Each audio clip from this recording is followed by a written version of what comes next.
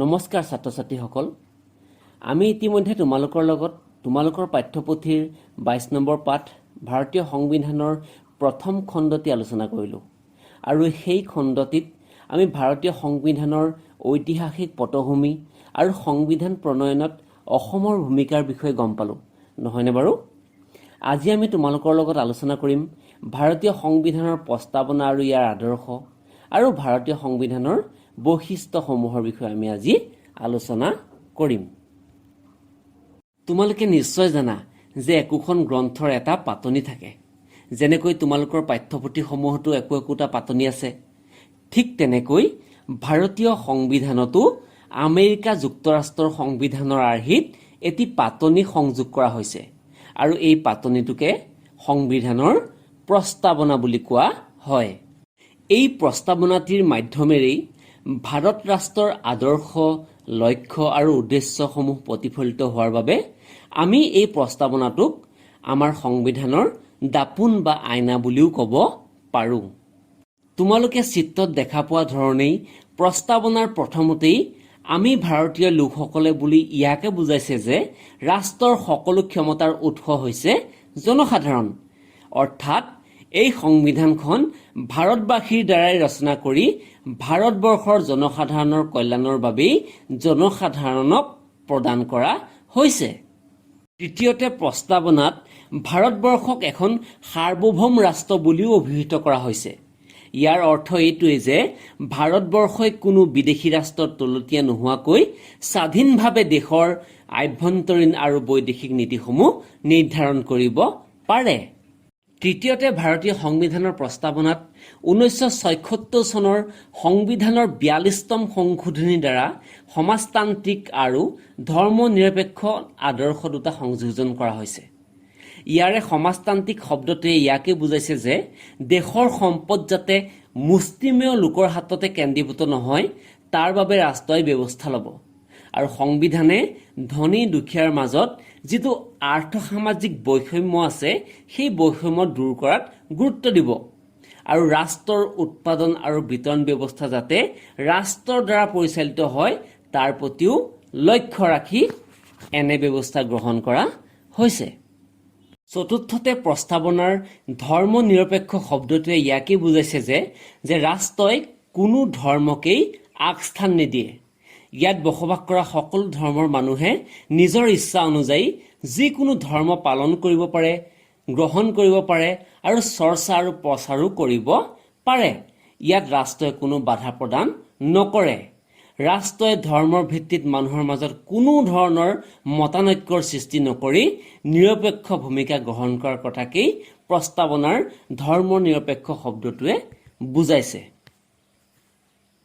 পঞ্চমতে, ভাৰতবৰ্ষক এখন লোকতান্ত্ৰিক ৰাষ্ট্ৰ হিচাপে গ্ৰহণ কৰা হৈছে, অৰ্থাৎ জনগণে যিখন চৰকাৰকে নিৰ্বাচন কৰি দিব সেই চৰকাৰখনেই ৰাষ্ট্ৰ পৰিচালনা কৰিব। ষষ্ঠতে, ভাৰতবৰ্ষক এখন গণৰাজ্য হিচাপে ঘোষণা কৰা হৈছে আৰু এই আদৰ্শ মতে ৰাষ্ট্ৰ শাসনৰ শীৰ্ষস্থানত থকা ব্যক্তিজন বংশানুক্ৰমিক উপায়েৰে একেটা পদতে থাকিব নোৱাৰিব। সেয়েহে আমাৰ দেশৰ ৰাষ্ট্ৰপতিজন জনসাধাৰণৰ প্ৰতিনিধিৰ দ্বাৰা পৰোক্ষভাৱে 5 বছৰৰ বাবে নিৰ্বাচিত হৈ কাৰ্যভাৰ পৰিচালনা কৰে। এইকেইটা আদৰ্শৰ উপৰিও আমাৰ দেশৰ নাগৰিকৰ অধিকাৰসমূহ যাতে সুপ্ৰতিষ্ঠিত হয় তাৰ বাবে সংবিধানৰ প্ৰস্তাৱনাত আৰু কেইটামান মহান আদৰ্শ ঘোষণা কৰা হৈছে আৰু সেই আদৰ্শসমূহ হ'ল ন্যায়, স্বাধীনতা, সমতা আৰু ভ্ৰাতৃত্ববোধ। ন্যায় বুলি কওঁতে ভাৰতীয় নাগৰিকসকলক সামাজিক, ৰাজনৈতিক আৰু অৰ্থনৈতিকভাৱে ন্যায় প্ৰদানৰ আশ্বাস প্ৰস্তাৱনাত দিয়া হৈছে। ইয়াৰে সামাজিক ন্যায়ে ভাৰতবৰ্ষৰ সকলো লোকে যাতে সমান অধিকাৰ ভোগ কৰি এক মৰ্যাদাপূৰ্ণ জীৱন নিৰ্বাহ কৰিব পাৰে তাৰ ওপৰত গুৰুত্ব প্ৰদান কৰিছে। ৰাজনৈতিক ন্যায়ে ইয়াকে বুজাইছে যে ভাৰতবৰ্ষৰ সকলো নাগৰিকে যাতে সমানভাৱে ৰাজনৈতিক অধিকাৰ ভোগ কৰিব পাৰে তাৰ ওপৰত গুৰুত্ব দিছে। আৰু অৰ্থনৈতিক ন্যায়ে আমাৰ সমাজত থকা অৰ্থনৈতিক অসমতা দূৰ কৰাৰ কথাকে বুজাইছে আৰু সেই উদ্দেশ্যে উপযুক্ত কামৰ বাবে পুৰুষ মহিলাক প্ৰাপ্য মজুৰি দিয়া, অন্য ধৰণে সক্ষম ব্যক্তি আৰু বৃদ্ধসকলক অৰ্থনৈতিকভাৱে নিৰাপত্তা দিয়া আৰু ৰাষ্ট্ৰৰ সম্পদৰ সম বিতৰণ কৰা আদিকে বুজাইছে। স্বাধীনতাই ভাৰতীয় নাগৰিকসকলৰ চিন্তা, মত প্ৰকাশ, বিশ্বাস, ধৰ্ম আৰু উপাসনাৰ ক্ষেত্ৰত আশ্বাস প্ৰদান কৰিছে। অৰ্থাৎ ভাৰতীয় নাগৰিকসকলক স্বাধীনভাৱে চিন্তা চৰ্চা কৰিবলৈ, বিভিন্ন সমস্যাৰ ওপৰত নিজৰ মতামত প্ৰকাশ কৰিবলৈ আৰু নিজৰ ইচ্ছা অনুসৰি ধৰ্ম গ্ৰহণ, ধৰ্ম চৰ্চা আৰু ধৰ্ম প্ৰচাৰ কৰিব পৰাৰ স্বাধীনতা দিয়া হৈছে। প্ৰস্তাৱনাত উল্লেখ থকা আন এক গুৰুত্বপূৰ্ণ আদৰ্শ হৈছে সমতা। আইনৰ চকুত সকলো সমান, জনসাধাৰণে যাতে সকলো ধৰণৰ সুযোগ সুবিধা জাতি, বৰ্ণ, ধৰ্ম নিৰ্বিশেষে ভোগ কৰিব পাৰে তাৰ ব্যৱস্থা প্ৰস্তাৱনাত গ্ৰহণ কৰা হৈছে। প্ৰস্তাৱনাত ভাতৃত্ববোধক আন এক উল্লেখযোগ্য আদৰ্শ হিচাপে গ্ৰহণ কৰা হৈছে। প্ৰত্যেক ব্যক্তিয়ে যাতে সমানেই সুযোগ আৰু মৰ্যাদা পায় সেই কথা ৰাষ্ট্ৰই নিশ্চিত কৰিব লাগিব আৰু প্ৰত্যেক ভাষা সংস্কৃতিৰ মাজত সমন্বয় গঢ়ি তুলিব লাগিব। প্ৰত্যেকজন ব্যক্তিয়ে ইজনে সিজনৰ ধৰ্মৰ প্ৰতি আদৰ্শ আৰু সন্মান জনাব লাগিব আৰু তেনে কৰিলেহে ভাতৃত্ববোধ সমাজত জীয়াই থাকিব। গতিকে আমি কি বুজি পালো যে প্ৰস্তাৱনা হৈছে ভাৰতীয় সংবিধানৰ আত্মাস্বৰূপ আৰু ই সংবিধানৰ চাবিকাঠিও। আমি ইতিমধ্যে যিবোৰ আদৰ্শৰ কথা উল্লেখ কৰিলোঁ বা যিবোৰ আদৰ্শ আলোচনা কৰিলোঁ সেই আদৰ্শবোৰ বাস্তৱত কাৰ্যকৰী কৰিব পাৰিলেহে আমাৰ ভাৰতবৰ্ষ এখন প্ৰকৃত অৰ্থত কল্যাণকামী ৰাষ্ট্ৰ হিচাপে প্ৰতিষ্ঠিত হ'ব। এতিয়া আমি সংবিধানৰ বৈশিষ্ট্যসমূহৰ বিষয়ে আলোচনা কৰিম। যেনেকৈ প্ৰত্যেক ৰাষ্ট্ৰৰ সংবিধানত কিছুমান বৈশিষ্ট্য থাকে, ঠিক তেনেদৰে আমাৰ ভাৰতবৰ্ষৰ সংবিধানতো কিছুমান উল্লেখযোগ্য বৈশিষ্ট্য আছে আৰু সেই বৈশিষ্ট্যবোৰ হ'ল, ভাৰতীয় সংবিধানৰ প্ৰথমটো বৈশিষ্ট্য হৈছে লিখিত আৰু দীৰ্ঘতম সংবিধান। যে আমাৰ ভাৰতবৰ্ষৰ সংবিধানখন হৈছে এখন লিখিত সংবিধান, হয়নে নহয়? ইয়াত প্ৰশাসনৰ যিবোৰ মূল নীতি আছে সেই নীতিবোৰৰ লগতে নাগৰিকত্ব, মৌলিক অধিকাৰ, ৰাষ্ট্ৰৰ নিৰ্দেশাত্মক নীতি, ন্যায়ালয়ৰ ব্যৱস্থা, নিৰ্বাচন প্ৰক্ৰিয়া এই বিষয়বোৰো লিখিত ৰূপত আছে। আৰু পৃথিৱীৰ বিভিন্ন দেশৰ সংবিধানৰ ভিতৰত আমাৰ ভাৰতবৰ্ষৰ সংবিধানখনেই হৈছে কি আটাইতকৈ দীৰ্ঘতম সংবিধান। আৰু কিয় দীৰ্ঘতম সংবিধান এই কথাটো তোমালোকে মনত ৰাখিবা যে ভাৰতৰ সংবিধানত 395টা অনুচ্ছেদ, 22টা অধ্যায় আৰু 12টা অনুসূচী আছে। আৰু ইয়াৰে অনুচ্ছেদৰ অৰ্থ হৈছে অংশ বা দফা আৰু অনুসূচী মানে হৈছে কি তালিকা।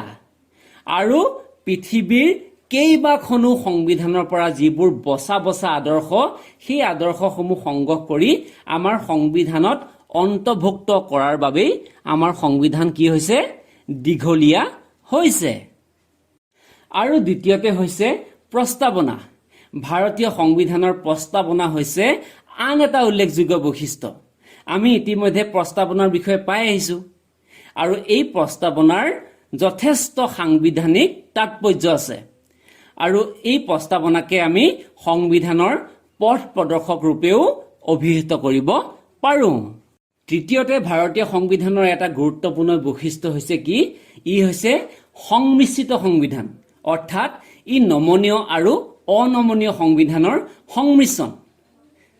তোমালোকে ইতিমধ্যে ইয়াৰ আগৰ পাঠত নমনীয় সংবিধান আৰু অনমনীয় সংবিধানৰ বিষয়ে গম পাই আহিছা। গতিকে এই বিষয়ে আমি আলোচনা নকৰোঁ। এটাই তোমালোকে বুজি থোৱা যে ভাৰতীয় সংবিধানখন হৈছে নমনীয় আৰু অনমনীয় বৈশিষ্ট্যৰ এক সংমিশ্ৰিত সংবিধান। চতুৰ্থতে ভাৰতীয় সংবিধানৰ আন এক বৈশিষ্ট্য হৈছে সাৰ্বভৌম ৰাষ্ট্ৰ। সংবিধানে ভাৰতবৰ্ষক এখন সাৰ্বভৌম ৰাষ্ট্ৰ হিচাপে স্বীকৃতি প্ৰদান কৰিছে আৰু এই বিষয়ে আমি ভাৰতৰ সংবিধানৰ প্ৰস্তাৱনাত পাই আহিছোঁ। অৰ্থাৎ এখন স্বাধীন ৰাষ্ট্ৰ হিচাপে ভাৰতবৰ্ষই সকলো ক্ষমতাৰ অধিকাৰী হ'ব। ধৰ্ম নিৰপেক্ষতা হৈছে ভাৰতৰ সংবিধানৰ আন এক উল্লেখযোগ্য বৈশিষ্ট্য। অৰ্থাৎ কোনো ধৰ্মকেই প্ৰাধান্য নিদি সকলো ধৰ্মকেই সমান চকুৰে চোৱাটো, সমান মৰ্যাদা দিয়াটোৱেই হৈছে ভাৰতীয় সংবিধানৰ আন এক বৈশিষ্ট্য। ভাৰতৰ সংবিধানৰ 42তম সংশোধনীৰ জৰিয়তে সংবিধানৰ প্ৰস্তাৱনাত সমাজতান্ত্ৰিক শব্দটোৰ সংযোগ ঘটোৱা হৈছে আৰু ভাৰতবৰ্ষক এখন সমাজবাদী ৰাষ্ট্ৰ হিচাপে স্বীকৃতি প্ৰদান কৰা হৈছে। আৰু এই বিষয়ে আমি প্ৰস্তাৱনাত পঢ়ি আহিছোঁ। গতিকে ভাৰতৰ সংবিধানৰ 6 নম্বৰ বৈশিষ্ট্যটো হৈছে ভাৰতবৰ্ষ এখন সমাজতান্ত্ৰিক ৰাষ্ট্ৰ। ভাৰতীয় সংবিধানৰ আন এক বৈশিষ্ট্য হৈছে একক নাগৰিকত্ব। ভাৰতবৰ্ষৰ সংবিধানে দেশৰ নাগৰিকসকলক একক নাগৰিকত্ব প্ৰদান কৰিছে আৰু ইয়াৰ জৰিয়তে ভাৰতবাসীৰ মাজত থকা বিভিন্ন জাতি জনজাতি, ভাষা ভাষী আৰু বিভিন্ন ধৰ্মাৱলম্বী তথা সংস্কৃতিৰ মানুহৰ মাজত একতা আৰু ভাতৃত্ববোধ জগাই তুলিবলৈ বিচৰা হৈছে। ভাৰতীয় সংবিধানখনক যুক্তৰাষ্ট্ৰীয় সংবিধান বুলি কোৱা হয় যদিও ই প্ৰকৃততে যুক্তৰাষ্ট্ৰীয় নহয়। ইয়াত ক্ষমতাৰ বিতৰণ, লিখিত সংবিধান, নিৰপেক্ষ ন্যায়ালয় এই বিষয়বোৰ যুক্তৰাষ্ট্ৰীয় শাসন ব্যৱস্থাৰ বৈশিষ্ট্য যদিও শক্তিশালী কেন্দ্ৰীয় চৰকাৰ, একক নাগৰিকত্ব আদি এককেন্দ্ৰিক চৰকাৰৰ বৈশিষ্ট্যও ইয়াত পৰিলক্ষিত হয়। সেয়েহে ভাৰতীয় সংবিধানখনক যুক্তৰাষ্ট্ৰীয় আৰু একাত্মক ৰাষ্ট্ৰৰ সংমিশ্ৰণ বুলিহে জনা যায়। গতিকে ভাৰতীয় সংবিধানৰ আন এক বৈশিষ্ট্য হৈছে ই যুক্তৰাষ্ট্ৰীয় আৰু একাত্মক ৰাষ্ট্ৰৰ সংমিশ্ৰণ। সংসদীয় চৰকাৰ হৈছে ভাৰতীয় সংবিধানৰ আন এটা গুৰুত্বপূৰ্ণ বৈশিষ্ট্য। ইয়াত ৰাষ্ট্ৰপতি হৈছে নামমাত্ৰ মুৰব্বী। ভাৰতীয় সংবিধানৰ কাৰ্যপালিকাৰ ক্ষমতা ৰাষ্ট্ৰপতিৰ হাতত অৰ্পণ কৰা আছে যদিও ৰাষ্ট্ৰৰ সকলো ক্ষমতা প্ৰধানমন্ত্ৰীসহ মন্ত্ৰী পৰিষদেহে প্ৰয়োগ কৰে আৰু মন্ত্ৰী পৰিষদ লোকসভাৰ ওচৰত দায়বদ্ধ হৈ থাকে আৰু ৰাষ্ট্ৰপতিৰ নামত মন্ত্ৰী পৰিষদে দেশৰ সকলো কাৰ্য পৰিচালনা কৰাৰ বাবে ইয়াক সংসদীয় চৰকাৰ বুলিহে কোৱা হয়। ভাৰতীয় সংবিধানৰ আন এটা উল্লেখযোগ্য বৈশিষ্ট্য হৈছে ক্ষমতাৰ বিভাজন। আমাৰ ভাৰতবৰ্ষৰ সংবিধানে কেন্দ্ৰীয় চৰকাৰ আৰু ৰাজ্য চৰকাৰৰ মাজত ক্ষমতাসমূহ 3খন তালিকাৰ যোগেদি ভাগ কৰি দিছে আৰু এই তালিকাকেইখন হ'ল কেন্দ্ৰীয় তালিকা, ৰাজ্যিক তালিকা আৰু উমৈহতীয়া তালিকা। তলৰ চিত্ৰখন মন কৰাচোন। সেই চিত্ৰখন মন কৰিলেই তোমালোকে কেন্দ্ৰীয় তালিকাৰ বিষয়সমূহ, ৰাজ্যিক তালিকাৰ বিষয়সমূহ আৰু উমৈহতীয়া তালিকাৰ বিষয়সমূহনো কি কি সেই কথা ভালদৰে জানিব পাৰিব। ইয়াৰ পিছতেই ভাৰতীয় সংবিধানৰ আন এটা বৈশিষ্ট্য হৈছে মৌলিক অধিকাৰ আৰু কৰ্তব্য। ভাৰতীয় সংবিধানে ভাৰতৰ নাগৰিকসকলৰ সৰ্বাংগীন উন্নতিৰ বাবে 6 প্ৰকাৰৰ মৌলিক অধিকাৰ আৰু 11 বিধ মৌলিক কৰ্তব্যৰ বিষয়ে সংবিধানত উল্লেখ কৰিছে। ভাৰতীয় সংবিধানৰ অন্তিমটো বৈশিষ্ট্য হৈছে ৰাষ্ট্ৰ পৰিচালনাৰ নিৰ্দেশাত্মক নীতি।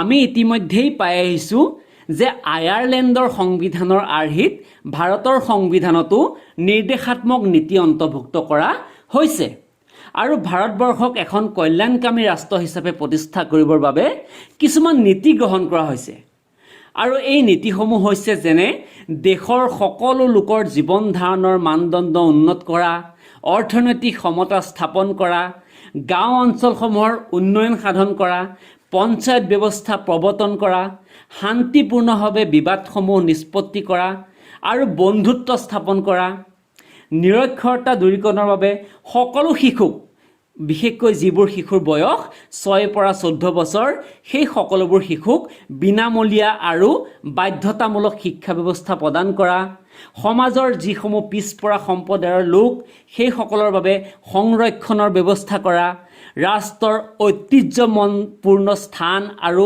কীৰ্তিস্তম্ভসমূহ সংৰক্ষণ কৰা আৰু প্ৰাকৃতিক পৰিৱেশ সংৰক্ষণ আৰু উন্নয়ন কৰাই হৈছে এই নীতিসমূহৰ মূল উদ্দেশ্য। কিন্তু এইখিনিতে তোমালোকে মনত ৰাখিবা যে এই নিৰ্দেশাত্মক নীতিসমূহ কাৰ্যকৰী কৰিবলৈ চৰকাৰক কোনেও বাধ্য কৰাব নোৱাৰে আৰু আনকি ন্যায়ালয়ৰ দ্বাৰাও ইয়াক বলবৎ কৰাৰ যোগ্য নহয়। গতিকে আজি আমি এই খণ্ডটোৰ পৰা কি শিকিলোঁ যে ভাৰতবৰ্ষৰ প্ৰস্তাৱনা আৰু ইয়াৰ আদৰ্শসমূহৰ বিষয়ে আমি বুজিব পাৰিলোঁ আৰু ভাৰতীয় সংবিধানৰ বৈশিষ্ট্যসমূহনো কি কি তাৰ প্ৰত্যেকটো বৈশিষ্ট্যৰ সম্পৰ্কেও আমি ভালদৰে চিনা পৰিচয় হ'লোঁ। তোমালোকে ইয়াৰ উপৰিও পাঠটো ভালদৰে পঢ়িবা আৰু প্ৰশ্ন উত্তৰসমূহো কৰিবলৈ যত্ন কৰিবা। গতিকে এই পাঠটোৰ আলোচনা আমাৰ ইমানতে অন্ত পৰিল। ধন্যবাদ।